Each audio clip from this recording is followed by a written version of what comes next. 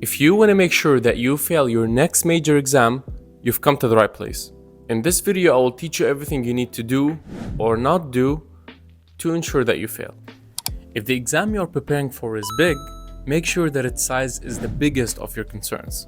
Make sure to always keep the amount of chapters this exam has in the front of your mind.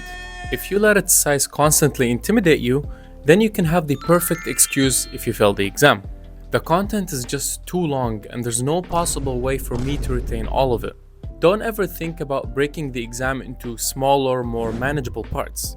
You've seen in the past how long a single chapter takes you. So how in the world can you do an exam on 30 chapters? Start early, and I mean very early, like 1 to 2 years early. Because it's always the responsible thing to do, right? Start before everyone else and destroy the competition. Once you start and get some early progress, make sure that gives you the false sense of accomplishment that compels you to take a good break. I mean, you are ahead of everyone else, and it doesn't hurt to take a 1-month break. It's fine if in this break you forgot everything you studied. You still studied early, right? Let the cycle repeat itself multiple times, and here you are 2 weeks before the exam, trying to remember something you read in bed one evening 1.5 years ago. The key here is to ignore the concept of consistency. And hey, you can say that you failed an exam you studied 2 years for. You can also opt for the alternative option. Start a few days before the exam. Don't consider the fact that the average person who passed the exam took months of consistency to prepare for it. Just believe you are different. You study faster than everyone else. You're a visual learner. You're gonna remember exactly how the page looks like in your exam. Start a week before your exam and work extremely hard in this week to the point that you hate your existence. A prerequisite to do this properly is to not get more than 4 hours of sleep a day in this week. When you get to exam day, you look like you aged 5 years in the span of 1 week. And all of that just to fail your exam because your brain shut down in the middle of it. You can at least tell everyone that you studied extremely hard and still failed, even if your duration of studying is only a fraction of what it should be to pass the exam. Make sure you dwell on how hard your exam is. You should put the exam on such a pedestal and let its difficulty intimidate you, so much so that you can't even begin studying it. Listen to the stories and experiences of those who took the exam before you and home in specifically on those that failed the exam. Now you can use these negative experiences to feed your brain so that it becomes more convinced that the exam is impossible. I mean, all of these people failed, so how can you pass, right? Make sure you go on Reddit and read the posts of the people who are on their 4th attempt of the exam, even if their failures are due to their under-preparation. If you are a medical student wanting to take the USMLE Step 1 exam, don't think about the thousands of doctors that were once in your shoes, prepared for the exam, passed it, and eventually became successful doctors. Because if the exam has a 70% pass rate, that's still a 30% chance of failure, which is still pretty high.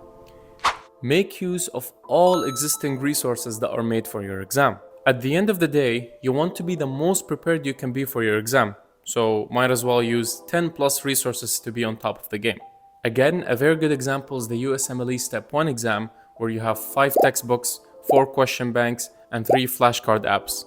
You can't possibly think you're gonna pass the exam if you only studied 3 out of the 5 textbooks. Even if you end up studying the same piece of information several times but worded differently in different textbooks, that's still very efficient.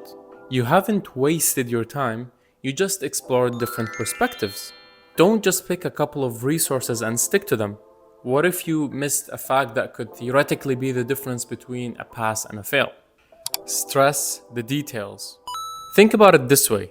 Everyone studies the high-yield information that makes up 90% of the exam, but you can excel by prioritizing the other 10%. You can feel special amongst your friends when you mention a detail only you know, even if this detail last came in the exam 9 years ago. Let these niche details make you lose sight of the bigger picture, and now you're weak in the high-yield concepts, which sets you up perfectly to fail your exam.